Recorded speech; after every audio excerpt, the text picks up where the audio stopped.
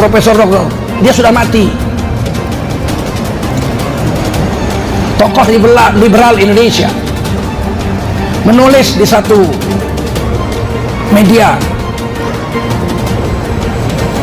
cetak, Nabi Muhammad bukan orang yang maksum.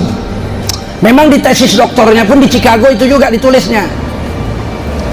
Waktu saya masih jadi dosen di USU, saya mengajar di Universitas Al-Azhar juga.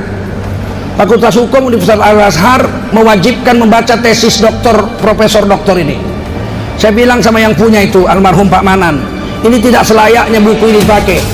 Dia mengatakan Nabi Muhammad tidak maksum, sedangkan seluruh orang Islam sepakat sedunia bahwa Nabi itu maksum. Seluruh nabi-nabi dan rasul-rasul maksum, terpelihara dari dosa. Bahkan orang Melayu membuat syair tentang itu. Tak ada pohon tidak bergetah meskipun dirah dengan keladi. Tidak ada insan yang tak bersalah kecuali Rasul dengan Nabi. Rasul dan Nabi tidak bersalah. Dia tulis, profesor ditulis, Nabi tidak maksum. Saya udah tahu, sesuai dengan tesis doktornya lah di Amerika.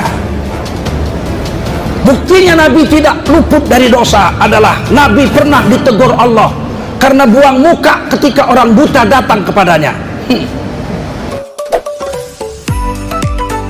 Assalamualaikum warahmatullahi wabarakatuh.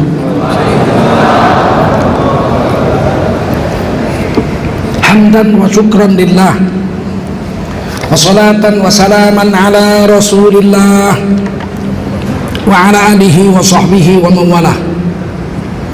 Allahumma salli wa sallim ala hadha nabiyil karim Sayyidina wa maulana Muhammadin wa ala alihi wa sahbihi ajma'in. Amma ba'du, qala Allah ta'ala fi kitabihil aziz,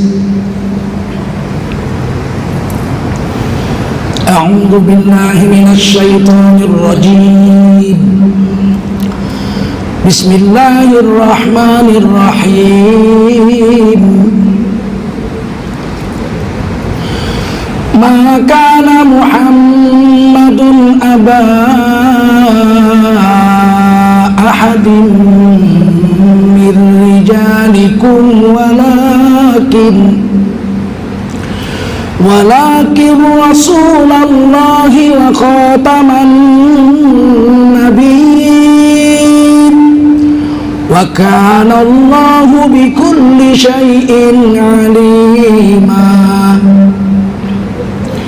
Ya ayyuhalladzina amanu dzkurullaha dzikran katsira wasabbihuhu bukratan wa asila. Qala Rasulullah sallallahu alaihi wasallam, man kharaja fi talabil ilmi fahuwa fi sabilillahi hatta yarji. Baginda Rasul bersabda, siapa keluar untuk mendapatkan ilmu, orang itu adalah orang yang berjihad fi sabilillah sampai dia kembali ke tempatnya. Mudah-mudahan kita semua mendapatkan pahala jihad dari Allah Subhanahu wa taala.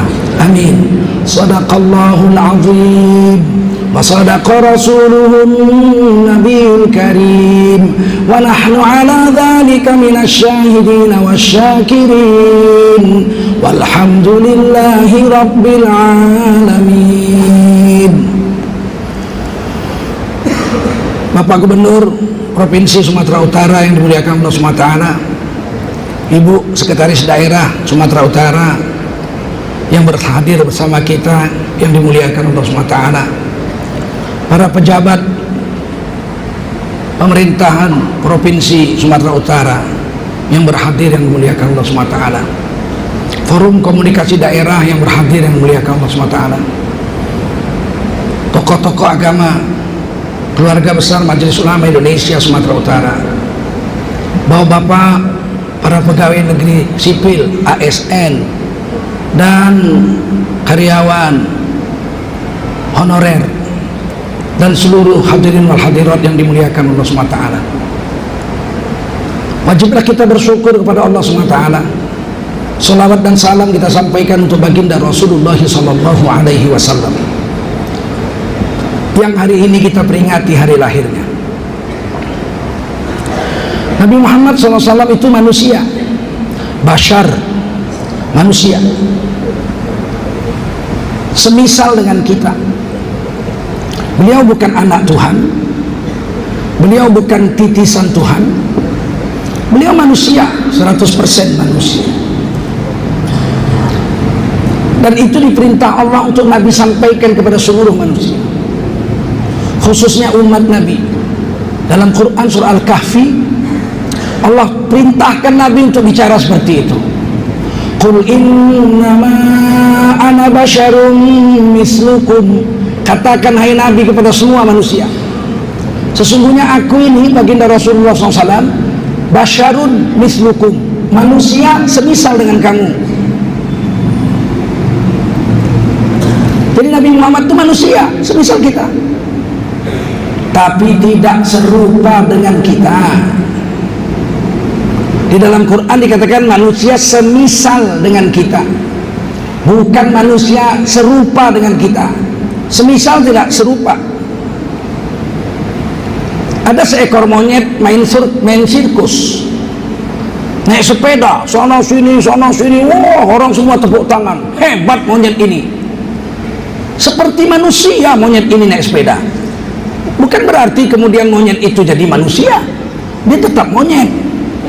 Cuman dalam hal naik sepeda dia selihai manusia, semisal dengan manusia, seperti manusia naik sepeda, tapi dia tetap bukan manusia. Ada orang manjat rambutan. Dulu waktu kecil-kecil saya sering itu di kebun-kebun rambutan sini, masih banyak nih daerah Gelugur ini kebun-kebun rambutan. Orang manjat rambutan, mau turun lagi malas, turun lagi, naik lagi malas. Jadi dia bersihkan rambutan ini, dia jatuhkan semua. Untuk pindah ke pohon rambutan berikutnya dia loncat aja dari dahan ke dahan itu, sap.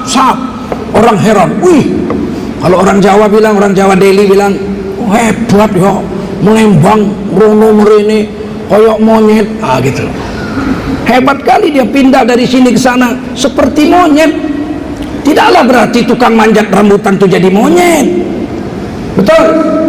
Dia tetap manusia juga, tapi dalam hal manjat pohon rambutan dia seperti monyet, loncat sana loncat sini, nggak perlu turun lagi, naik lagi, turun lagi, nggak perlu. Nah, seperti itulah kata Allah dalam Quran, qul innama ana basyarum mithlukum. Katakan hai Nabi Muhammad kepada semua umatmu dan seluruh manusia, aku ini Nabi Muhammad manusia semisal dengan kamu, tapi tidak serupa dengan kita. Kita dengan Rasulullah itu sama-sama manusia. Beliau punya bapak, kita punya bapak. Beliau punya ibu, kita punya ibu. Beliau sakit, kita sakit. Beliau sehat, kita sehat juga. Beliau makan, kita makan. Beliau minum, kita minum. Beliau berumah tangga, kita berumah tangga. Beliau beranak, kita beranak. Beliau wafat, masuk kubur, kita pun wafat, masuk kubur juga. Dalam hal itu kita dengan beliau sama manusia. Tapi dalam hal lain, para ulama menuliskan, termasuk paman guru saya Sayyid Muhammad Alawi di Makkah, menulis sebuah kitab namanya Insan Muhammad Insan Kamil. Nabi Muhammad manusia tapi sempurna. Lebih dari 120 kelebihan Rasulullah dibanding dengan kita. Ada lebih 120 kelebihan Rasulullah dibanding dengan kita manusia biasa. Kelebihan pertama ditulis di Quran, ayat yang saya baca tadi disambung. Qul innama ana basyarum mislukum yuha ilai. Kepadaku Nabi Muhammad diberi Allah wahyu. Itu beda pertama. Kita punya wahyu nggak? Jawab, kita punya wahyu nggak? Punya. Wahyu Ningsih, Wahyu Din, Wahyu Sitompul, Wahyu Sembiring. Kita tidak punya wahyu Allah. Nabi Muhammad, dia punya wahyu dari Allah. Yang tertulis saja kitab suci 6236 ayat Al-Quran. Belum lagi hadis Qudsi. Hadis Qudsi itu Allah berfirman kepada Nabi. Nabi menerimanya, kemudian Nabi menyampaikannya kepada manusia pakai bahasa Nabi. Tapi isinya firman Allah. Contohnya begini.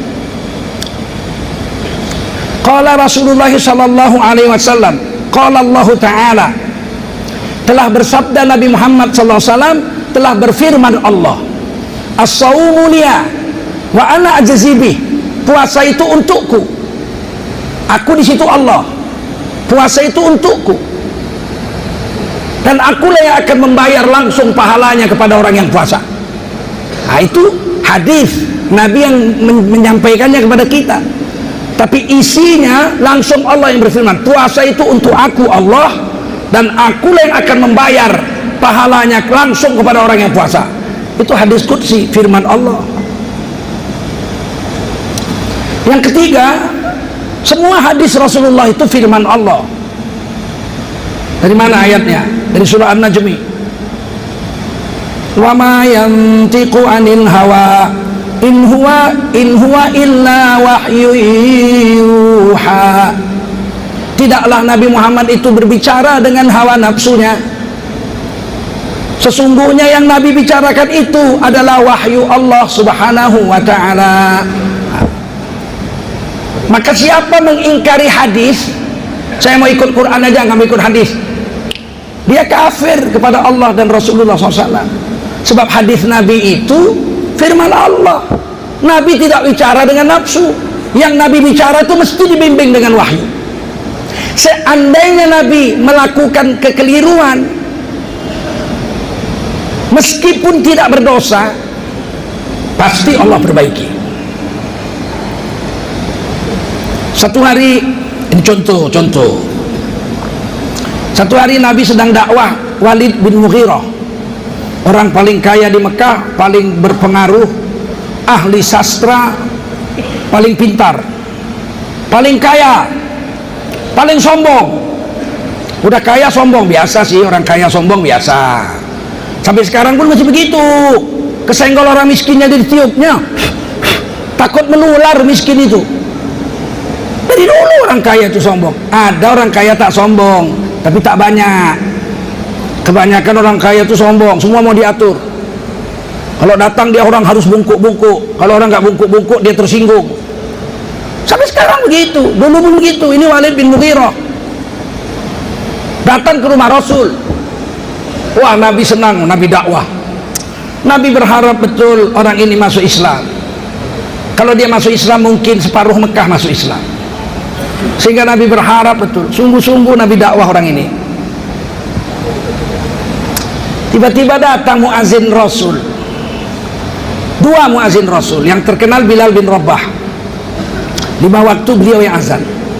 Tapi khusus sholat subuh, Nabi itu 2 kali azan subuh. Azan pertama ketika fajar kadzab, fajar dusta muncul. Fajar dusta itu ciri-cirinya cahaya matahari yang di bawah bumi itu sudah mulai keluar, tapi dia lurus menembus cakrawala ke atas. Itu fajar dusta, azan pertama subuh. Tidak pakai as-salatu khairum minan naum. Tetapi azan kedua namanya fajar shadiq, cahaya matahari yang menembus bumi, yang dari bawah bumi belum muncul, belum terbit, tapi cahayanya sudah naik dan dia melebar horizontal. Maka itu disebut fajar shadiq, fajar yang benar. Pada saat itu Sayyidina Bilal azan pakai as-salatu khairum minan naum. Nah, begitu. Di Indonesia ada juga azan 2 kali, tapi dua-duanya pakai as-salatu khairum minan naum. Loncat kita. Azan pertama, tuh udah subuh kita datang, rupanya azan pertama. Jadi kadang-kadang tanggung juga mau amalkan sunnah, nggak ngaji gitu. Harus tanya sama ulama supaya kita jelas dalam mengamalkan agama ini.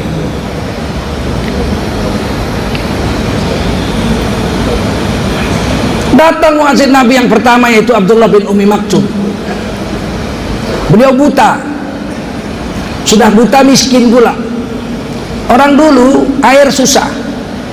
Orang-orang Islam zaman itu mandi cuma Jumat saja. Hari Jumat saja dia mandi. Sunat mandi di pagi Jumat. Atau ketika dia sedang junub dia mandi. Abdullah bin Ummi Maktum tidak punya istri. Beliau buta, jalan sendiri. Maka dia datang ke rumah Rasulullah. Maka dia memberi salam. Assalamualaikum ya Rasulullah. Suaranya berat, keras. Suaranya keras karena beliau muazin. Sedangkan Nabi sedang menghadapi satu orang kaya yang sombong. Tiba-tiba datang orang miskin, bajunya compang-camping, mandi seminggu sekali, nggak punya minyak wangi. Padahal Walid bin Mughirah ini kalau dia pergi keluar dari rumahnya, dia mandi bersih-bersih, dia pakai baju sutra, dia mandi lagi asap kayu gaharu, di jubahnya itu dikasih asap kayu gaharu, sehingga dia jalan 4 meter sudah tercium harumnya.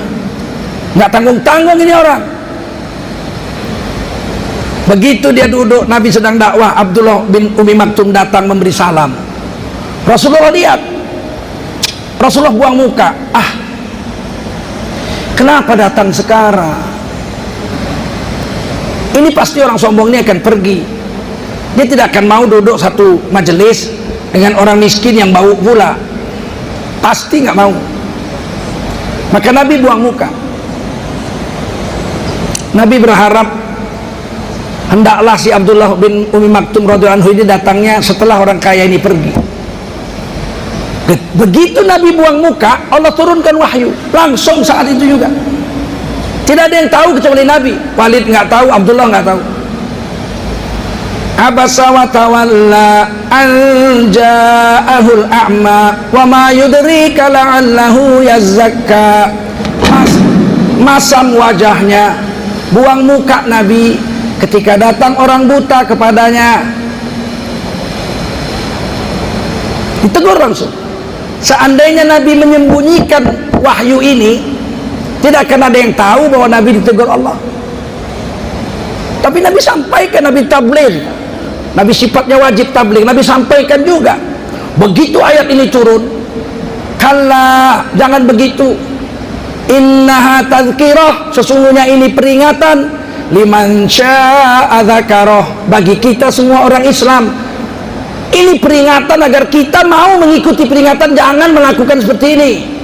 Kalau orang kaya datang terbungkuk-bungkuk, kalau pejabat datang terbungkuk-bungkuk, kalau orang miskin datang langsung naik ketiaknya. Ada apa? Perlu apa? Sudah ada appointment, mau jumpa saya. Oh, sombong betul nih orang. Kalla, jangan begitu. Ini peringatan, kejadian ini bagi siapa saja yang mau mendengarkan peringatan. Orang buta itu mungkin mau dapat petunjuk agama sungguh-sungguh. Orang kaya ini malah mungkin sebetulnya cuma main-main basa-basi aja untuk agama. Ditegur Allah langsung, Nabi berdiri. Tidak ada yang tahu wahyu ini turun kecuali Nabi. Nabi berdiri, orang kaya itu ditinggalkan, kemudian Nabi memeluk Abdullah bin Umi Maktum yang bau ini. Masya Allah. Mari silakan duduk. Karena kamu datang saya ditegur Allah Subhanahu wa taala. Dibisik Nabi ke kuping. Duduk, mari sini. Duduk bertiga. Langsung orang kaya ini berdiri.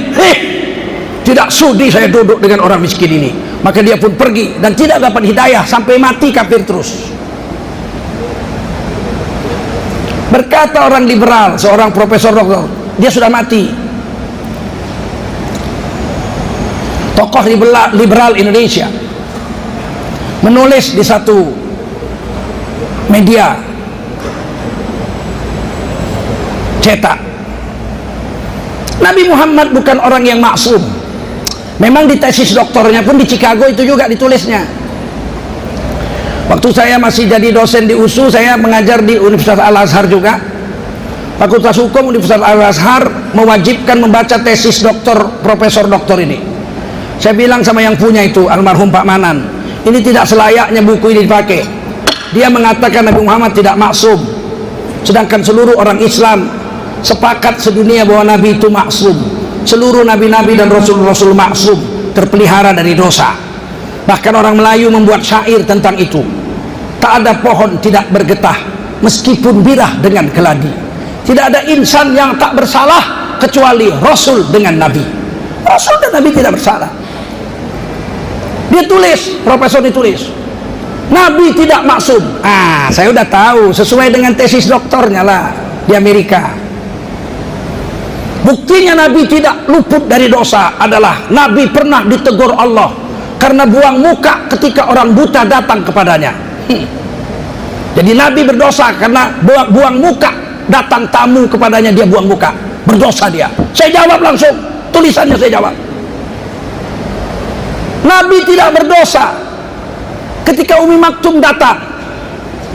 Karena ketika Nabi buang muka, Abdullah bin Umi Maktum tidak melihat Nabi karena dia buta, dia tidak tersinggung sama sekali dengan perilaku Nabi. Tapi Allah menegur, karena Allah ingin ini Quran disampaikan. Nabi diuji Allah, sampaikan nggak ini ayat? Disampaikan. Dan ini ujung ayat mengatakan innaha tadhkirah, ini peringatan bagi kita orang Islam yang mau mengikuti peringatan. Itu kelebihan Nabi. Yuha ilayya, Nabi diberi wahyu oleh Allah Subhanahu wa taala. Kita tidak. Kalau ada orang mengaku mendapat wahyu dari Allah dan dia bergelar nabi, pastikan dia adalah nabi palsu. Tidak ada lagi nabi setelah Nabi Muhammad. La alladzi man la nabiyya ba'dahu. Tidak ada nabi setelah Nabi Muhammad sallallahu alaihi wasallam. Di India 1,2 miliar penduduk di India, sekitar hampir 300 jutanya orang Islam. Abad ke-20 tahun 1900-an pemerintah Inggris membiayai seorang ulama di sana untuk mengaku nabi, namanya Mirza Ghulam Ahmad, dan dia mengaku nabi. Dari 1,2 miliar penduduk India yang mengaku nabi cuma satu orang. Dia mengatakan Qurannya tetap Quran ini yang bahasa Arab ini, tapi dia dapat wahyu, kumpulan wahyu dia namanya tazkirah, dikumpulin setebal Quran juga. Dia bilang saya nabi terakhir setelah Nabi Muhammad. Datang ke Medan tahun 1931, ketemu dengan kakek saya Tengku Fakhruddin, mufti kerajaan Serdang, berdebat 3 hari 3 malam. Akhirnya tidak bisa jawab dan terbukti dia kafir. Maka Tengku Fakhruddin membuat pengumuman sebuah poster besar tahun 1931. Ahmadiyah adalah kafir karena menganggap ada nabi lagi setelah Nabi Muhammad. Saya membaca posternya itu di pintu masjid dekat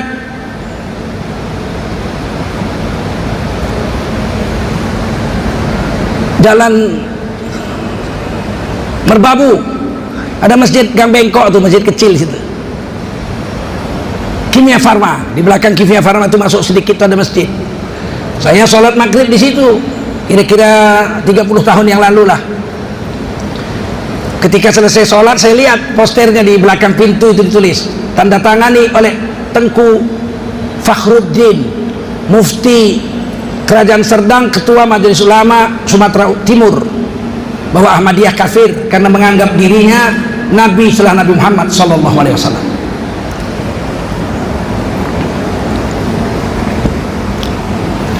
Akhirnya beliau diajak, beliau seorang ulama besar India mengajak si Mirza Ghulam Ahmad ini bermubahalah. Dikumpulkan ribuan orang bikin panggung. Kalau kamu benar nabi, saya celaka, kata ulama ini. Tapi kalau kamu nabi palsu, kamu celaka. Dengan kesaksian Al-Quran, berani dia. Itu nekatnya orang-orang gila ini. Bersumpahlah dengan Quran. Kalau dia nabi palsu dia celaka, kalau dia nabi asli yang celaka ulama India ini. Apa yang terjadi? Beberapa hari kemudian dia buang air besar. Dulu orang WC-nya nggak ada yang keramik, WC-nya semua lubang dikasih papan. Ditakdirkan Allah patah papannya, tercampak dia masuk lubang itu. Inilah nabi satu-satunya di dunia yang mati kecemplung tai.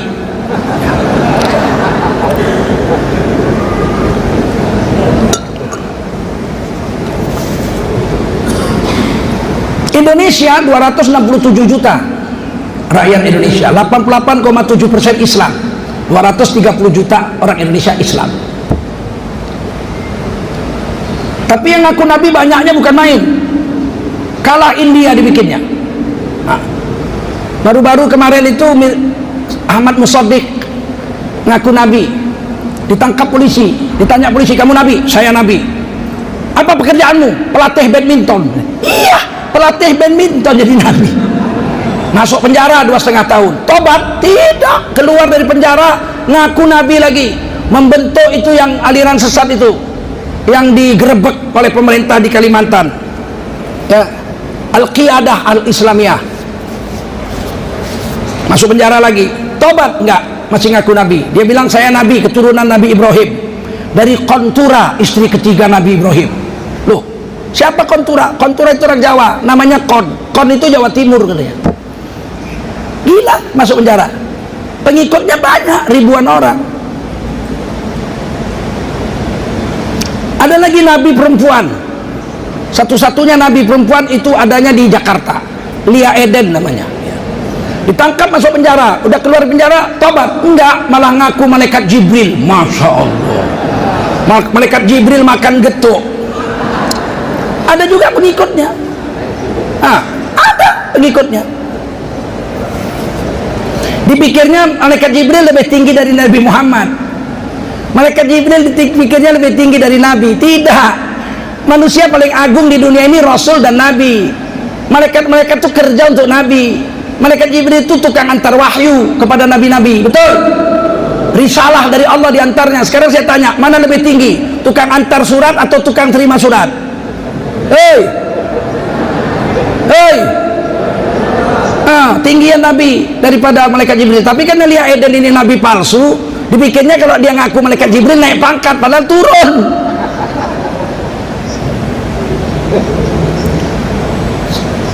Tujuh tahun yang lalu ada nabi baru juga di Bandung, namanya Cecep. Ditulis saja pakai huruf Arab nggak bisa, macam mana nulis Cecep juga? Ada juga pengikutnya ditangkap polisi, masuk penjara 2 tahun. Tahun 90-an ketika Kiai Haji Zainuddin FZ lagi populer di Jawa Barat, muncul lagi nabi namanya Tukimin. Ada juga pengikutnya, dimarhabankan aja nggak enak itu. Marhaban ya marhaban, marhaban ya marhaban, marhaban ya Tukimin, nggak enak itu.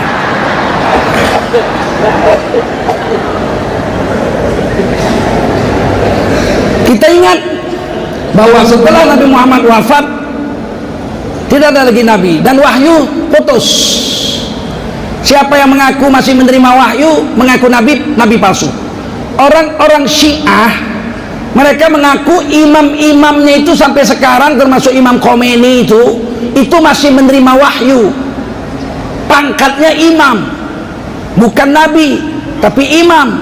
Tapi ingat, dalam akidah Syiah, dalam tafsir Quran Al-Huda, kitab tafsirnya orang Syiah, dengan terang-terangan mereka mengakui waja'alna lil muttaqina imama. Itu ayatnya. Tafsirnya lihatlah betapa tingginya pangkat imam. Sampai Nabi Ibrahim dan Nabi Ismail, 2 rasul besar saja, masih berdoa kepada Allah, rindu dan kepingin jadi imam. Berarti pangkat imam adalah lebih tinggi dari rasul sekelas Nabi Ibrahim dan Nabi Ismail. Inilah sesatnya Syiah. Maka kalau ada orang kiai mengatakan Syiah itu karo ahli sunnah itu memang beda titik-titik, wae beda titik-titik, bedanya sedikit. Sedikit apa sedikit? Kita dengan Syiah itu beda usul agama, rukun iman beda, rukun Islam beda. Rukun iman beda, rukun Islam beda. Jangan bilang sama, beda dikit. Mereka masih mempercayai wahyu masih turun kepada imam-imam Syiah itu.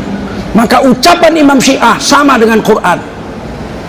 Ketika Imam Khomeini mengatakan Salman Rushdie yang mengarang novel ayat-ayat setan wajib dibunuh, itu sampai kiamat dikejar terus itu. Mana tahu yang hadir ini ada yang sudah masuk Syiah. Tobat, tobat. Jangan bilang sama, bohong. Mereka membohongi Anda.